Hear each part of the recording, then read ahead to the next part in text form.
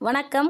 இன்னைக்கு வாமனாவில் ஓபிஎஸ் அவர்களுக்கு தேரோட்டியான கோபாலகிருஷ்ணன் அப்படின்ற தலைப்பில் தான் இந்த காணொளியில் நாம் பார்க்க போகிறோம்.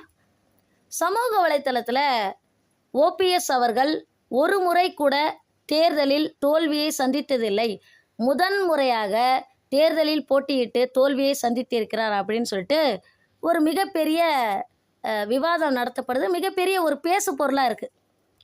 உண்மைதாங்க. 3 முறை செல்வி ஜெயலலிதா அவர்களின் விசுவாசத்தை பெற்றவர் முன்னாள் முதலமைச்சரான ஓபிஎஸ் அவர்கள். ஒவ்வொரு முறை தேர்தலில் அவர் மிகப்பெரிய வெற்றியை சந்தித்திருக்கிறார். ஒரு முறை கூட அவர் தேர்தலில் தோல்வியை சந்தித்ததே கிடையாது. ஆனால் இந்த பாராளுமன்ற தேர்தலில் நீங்கள் நினைக்கிற மாதிரி அவர் தோல்வியை சந்தித்திருக்கிறார் அப்படின்னா என்னால் ஏற்றுக்க முடியாது. இப்போ சில புள்ளி விவரங்களை உங்கள் முன்னாடி நான் வைக்க போகிறேன். இந்த முறை நோட்டாவிற்கு விழுந்த மொத்த வாக்குகள் 4 லட்சத்திற்கும் மேற்பட்டவை. அதில் எந்த தொகுதியில் நோட்டாவுக்கு குறைவான வாக்குகள் விழுந்திருக்கு அப்படின்னு சொல்லி பார்த்தீங்கன்னா, ஓபிஎஸ் அவர்கள் போட்டியிட்ட ராமநாதபுரம் தொகுதியில் நோட்டாவிற்கு வெறும் 6000 ஓட்டுகள் மட்டுமே விழுந்திருக்கிறது. சரி, எந்த தொகுதியில் நோட்டாவுக்கு அதிகமான வாக்குகள் விழுந்திருக்கு அப்படின்னு சொல்லி பார்த்தீங்கன்னா, திமுக வேட்பாளரான டிஆர் பாலு ஸ்ரீபெரும்புதூர் தொகுதியில், அதாவது டிஆர் பாலு போட்டியிட்ட ஸ்ரீபெரும்புதூர் தொகுதியில் நோட்டாவிற்கு 26,450 வாக்குகள் விழுந்திருக்கிறது. திருப்பியே சொல்கிறேன், நோட்டாவிற்கு அதிகமான வாக்குகள் விழுந்த தொகுதி டிஆர் பாலு போட்டியிட்ட ஸ்ரீபெரும்புதூர் தொகுதி. எவ்வளவு அப்படின்னு சொல்லி பார்த்தீங்கன்னா 26,450. நோட்டாவிற்கு எந்த தொகுதியில் குறைவான வாக்குகள் விழுந்திருக்கு அப்படின்னு சொல்லி பார்த்தீங்கன்னா, ஓபிஎஸ் போட்டியிட்ட ராமநாதபுரம் தொகுதியில் நோட்டாவிற்கு வெறும் 6000 ஓட்டுகள் தான் பதிவாகி இருக்கிறது. அடுத்ததாக மறைந்த விஜயகாந்த் அவர்களின் மகனான விஜய் பிரபாகரன் எப்படி தோற்று போனார் அப்படின்னு சொல்லி பார்த்தீங்கன்னா, ஆரம்பத்துலேருந்தே முன்னிலையில் இருந்தார். அவர் தான் ஜெயிப்பாருன்னு நாம் எல்லாருமே எதிர்பார்த்தோம். நோட்டாவுக்கு விருதுநகர் தொகுதியில் 9000த்திற்கும் மேற்பட்ட வாக்குகள் விழுந்திருக்கிறது. இந்த நோட்டாவுக்கு விழுந்த 9000 வாக்குகள் மட்டும் விஜய் பிரபாகரனுக்கு கிடச்சிருந்தா கண்டிப்பாக அவர் தான் வெற்றி வேட்பாளர். மாணிக் தாகூருக்கும் விஜய் பிரபாகரனுக்கு இடையில உள்ள வித்தியாசம் எவ்வளவு அப்படின்னு சொல்லி பார்த்தீங்கன்னா வெறும் 4000 வாக்குகள் தான். பல இடத்துல நோட்டா பல பேரோட வெற்றிக்கும் காரணமாக இருக்கு, பல பேரோட தோல்விக்கும் காரணமாக இருக்கு. அதே போல் மிகப்பெரிய அதிருப்தி வெளிப்படுத்துறதுக்கும் நோட்டா தான் காரணமாக இருக்குது. அப்படி பார்க்கும்போது திமுக வேட்பாளரான டிஆர் பாலு போட்டியிட்ட ஸ்ரீபெரும்புதூர் தொகுதியில் தான் மிகப்பெரிய அதிருப்தி மக்கள் மனசில் வெளிப்பட்டிருக்கு. அதே நேரத்தில் ஓபிஎஸ் போட்டியிட்ட ராமநாதபுரம் தொகுதியில் மக்களுடைய அதிருப்தி மிகவும் குறைவாக வெளிப்பட்டிருக்கிறது. என்ன காரணம்? வெறும் 6000 வாக்குகள் தான் நோட்டாவுக்கு விழுந்திருக்கு. சரி, இன்னொரு முக்கியமான தகவலை உங்களுக்கு நான் இப்போ சொல்ல போகிறேன். சென்ற முறை தேர்தலை விட இந்த முறை திமுகவிற்கு 5.64% வாக்குகள் சரிந்து போயிருக்கிறது. இதிலிருந்து நாம் ஒரு முக்கியமான விஷயத்தை தெரிஞ்சுக்கணும். திமுக மீது மக்கள் மிகப்பெரிய அதிருப்தியில் இருக்கிறார்கள். அதே போல் அதிமுகவுக்கு 2 கோடி தொண்டர்கள் இருக்காங்க, அதிமுகவுக்கு 2 கோடி தொண்டர்கள் இருக்காங்க அப்படின்னு சொல்லிட்டு எடப்பாடியோட அணியினர் ரொம்ப பெருமையாக மார்த்தட்டிப்பாங்க. ஆனால் எப்போ ஓபிஎஸ் பிரிஞ்சு, அதாவது ஓபிஎஸ் கட்சியை விட்டு வெளியில் வந்தாரோ அப்போ ஏராளமான தொண்டர்கள் அதிருப்தியில் இருந்தாங்க. யார் மேலே அதிருப்தியில் இருந்தாங்க அப்படின்னு சொல்லி பார்த்தீங்கன்னா, எடப்பாடி மேலே அதிருப்தியில் இருந்தாங்க. சில பேர் கட்சியை விட்டு வெளிப்படையாக வெளியில் வராட்டிலும் நீங்கள் நம்ப மாட்டீங்க, எனக்கு தெரிஞ்சே பல பேர் திமுகவுக்கு ஓட்டு போட்டிருக்காங்க. அதாவது எடப்பாடி தலைமையிலான அதிமுக ஓட்டுகள் பாஜகவுக்கும் போயிருக்கு, திமுகவுக்கும் போயிருக்கு, மற்ற கட்சிகளுக்கும் போயிருக்கு. அதுவும் கட்சிக்குள்ளே இருந்துகிட்டே திமுகவுக்கு ஓட்டு போட்டிருக்காங்க, எனக்கு நல்லாவே தெரியும். அதே போல் ஓபிஎஸ் கூட யாருமே பிரச்சாரத்தில் இல்லை அப்படின்ற ஒரு விஷயமும் பேசு பொருளாக இருந்தது. அதாவது ஜேசிடி பிரபாகர், புகழேந்தி, குப்பா கிருஷ்ணன் யாருமே அவர் கூட இல்லை, அவர் தனியாக தான் இருக்கார் அப்படின்ற மாதிரி பல பேர் பேசிகிட்டு இருந்தாங்க. இந்த இடத்துல யாருக்குமே தெரியாத ஒரு முக்கியமான தகவலை உங்ககிட்ட நான் இப்போ பகிர்ந்துக்க போகிறேன். ஜேசிடி பிரபாகருக்கு கொஞ்சம் உடல்நிலை சரியில்லை. அதே போல் புகழேந்தி எடுத்துக்கிட்டிங்க அப்படின்னா அவருக்கு வந்து ஓபிஎஸ் பாஜகவோட கூட்டணி வச்சதில் அவருக்கு சுத்தமாக விருப்பம் இல்லை. அவர் ஆரம்பத்திலேயே பிரச்சாரத்தில் இல்லாமல் அவர் சென்னைக்கு வந்துட்டார்.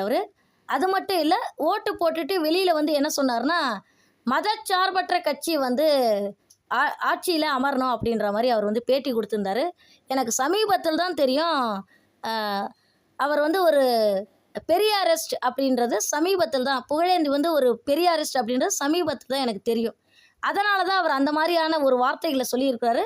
அதே போல் புகழேந்தியோட உள் மனசுக்குள்ளே ஓபிஎஸ் பாஜகவோட கூட்டணி வச்சதில் அவருக்கு கொஞ்சம் விருப்பம் இல்லை அப்படிங்கிறத நம்மளால் தெளிவாக புரிஞ்சிக்க முடியுது.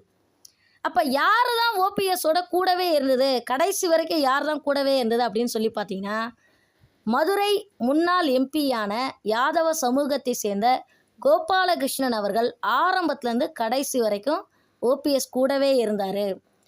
அது மட்டும் இல்லை, ஓபிஎஸோட தீவிரமான விசுவாசத்தை பெற்றவர் மதுரை முன்னாள் எம்பி கோபாலகிருஷ்ணன்.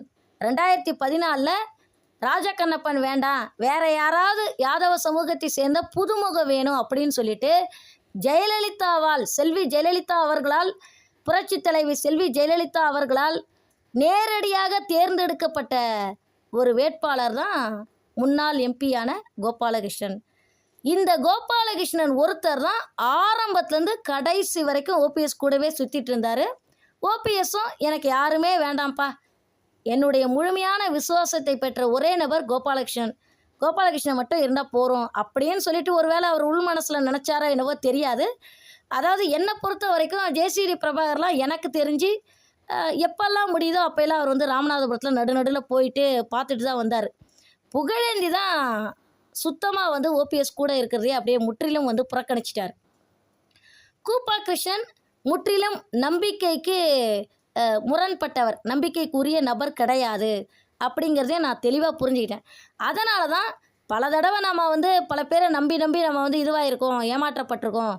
அதனால் இந்த தடவை கோபாலகிருஷ்ணன் மட்டும் முழுமையாக நம்புவோம் அப்படின்னு சொல்லிட்டு ஒரு வேளை ஓபிஎஸ் நினச்சாரோ என்னவோ தெரியல, அவரை மட்டும்தான் தேர்தல் பிரச்சாரத்தில் 100% கூடவே வச்சிட்டு இருந்தார். எப்படி வந்து மகாபாரதத்தில் குருஷேத்திர போரில் அர்ஜுனனுக்கு கிருஷ்ண பகவான் தேரோட்டியாக இருந்தாரோ, அதே போல் கோபாலகிருஷ்ணன் வந்து பார்த்திங்கன்னா ஆரம்பத்துலேருந்து கடைசி வரைக்கும் ஓபிஎஸ்க்கு கூடவே இருந்தார். அவருடைய முழுமையான விசுவாசத்தை பெற்றவர்.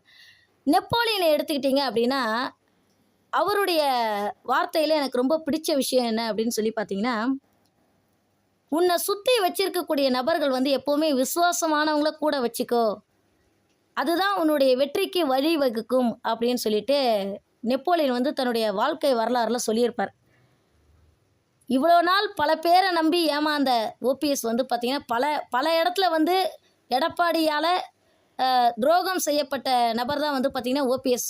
அதனால் கடைசி நேரத்தில் அவர் என்ன முடிவு பண்ணிட்டார் அப்படின்னா, பல தடவை நாம் வந்து எடப்பாடி மாதிரியான ஒரு துரோகிகளை நம்பி தான் நாம் வந்து வாழ்க்கையில் இந்த அளவுக்கு சரிவை சந்திச்சிருக்கிறோம், பின்னடைவை சந்திச்சிருக்கிறோம். இனிமேலாவது ஒரே ஒருத்தராக இருந்தாலும் அவங்க 100% விசுவாசமாக இருக்கக்கூடிய நபராக இருக்கணும், நல்லவங்களாக இருக்கணும் அப்படின்னு சொல்லிட்டு தான் அவர் கோபாலகிருஷ்ணனை மட்டும் தன்னோட பக்கத்தில் வச்சுக்கிட்டு மற்ற யாரையுமே அவர் வந்து தான் கூட வச்சிக்கல. அதனால் 3,42,880 வாக்குகளை ஓபிஎஸ் பெறுவதற்கு கோபாலகிருஷ்ணன் அவர்களும் ஒரு முக்கியமான ஒரு காரணகர்த்தாவாக விளங்கியிருக்கிறார். அது மட்டும் இல்லை, பல பேர் வந்து மண்டையை பிச்சிட்டு இருக்கீங்க, டாக்டர் சரவணன் தான் மதுரையில் வந்து 2வது இடத்துக்கு வருவார், இவர் யார் பேராசிரியர் சீனிவாசன் வந்து 3ஆம் இடத்திற்கு தள்ளப்படுவார், அவர் எப்படி வந்து 2வது இடத்துக்கு வருவார், 2வது இடத்துக்கு வந்திருக்காரு அப்படின்னு சொல்லிட்டு பல பேர் வந்து குழப்பத்தில் இருக்கீங்க. அந்த குழப்பத்துக்கான தீர்வையை நான் சொல்கிறேன். மதுரை கிழக்கு தொகுதியில் முன்னாள் எம்பியான கோபாலகிருஷ்ணன் மூலமாக சீனிவாசனுக்கு 42,000 யாதவ சமூகத்து வாக்குகள் விழுந்திருக்கிறது. அதாவது ஓபிஎஸ் கூட தேர்தல் நேரத்தில் ரொம்ப பிஸியாக இருந்த கோபாலகிருஷ்ணன் ஒரே ஒரு நாள் தன்னோட கூட்டணி கட்சியில் இருந்த பேராசிரியர் சீனிவாசனுக்காக ஓபிஎஸ்ஸை விட்டுட்டு ஒரே ஒரு நாள் யாதவ சமூகத்து மக்கள் அடர்த்தியாக வாழுகின்ற அந்த பகுதியில் போயிட்டு சீனிவாசனுக்காக பிரச்சாரம் பண்ணி யாதவ சமூகத்து வாக்குகளை வந்து வாங்கி கொடுக்கலாம் அப்படின்ற நல்ல மனசோட அவருடைய வேலையெல்லாம் விட்டுட்டு வந்து சீனிவாசனுக்காக பிரச்சாரம் பண்ணார். அதே மாதிரி மதுரை கிழக்கு தொகுதியில் யாதவ சமூகத்து வாக்குகள் வந்து சீனிவாசனுக்கு 42,000 வாக்குகள் கிடச்சிருக்கு. அந்த காரணத்தினாலும் ஒருவேளை பேராசிரியர் சீனிவாசன் அவர்கள் டாக்டர் சரவணனை, அதிமுக வேட்பாளரான டாக்டர் சரவணனை பின்னுக்கு தள்ளிவிட்டு இவர் 2ஆம் இடத்தை பிடித்திருக்கலாம்.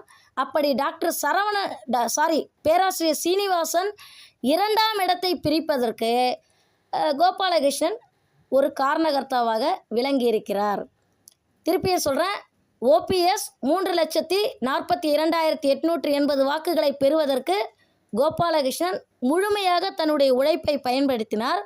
அதே போல் மதுரை எடுத்துக்கிட்டிங்க அப்படின்னா பேராசிரியர் சீனிவாசன் 2ஆம் இடத்தை பிடிப்பதற்கு யாதவ சமூகத்து வாக்குகளான மதுரை கிழக்கு தொகுதியில் 42,000 வாக்குகளை பேராசிரியர் சீனிவாசனுக்கு கோபாலகிருஷ்ணன் பெற்று தந்திருக்கிறார். அந்த காரணத்தினால தான் பேராசிரியர் சீனிவாசன் 2ஆம் இடத்தை தக்க வைத்து கொண்டிருக்கிறார் அப்படின்னு சொல்லிட்டு முழுமையான இந்த நன்றியும் இந்த பாராட்டுக்களும் கோபாலகிருஷ்ணனே சேரும் அப்படின்னு சொல்லிட்டு இந்த வீடியோவை முடிக்கிறேன். நன்றி, வணக்கம்.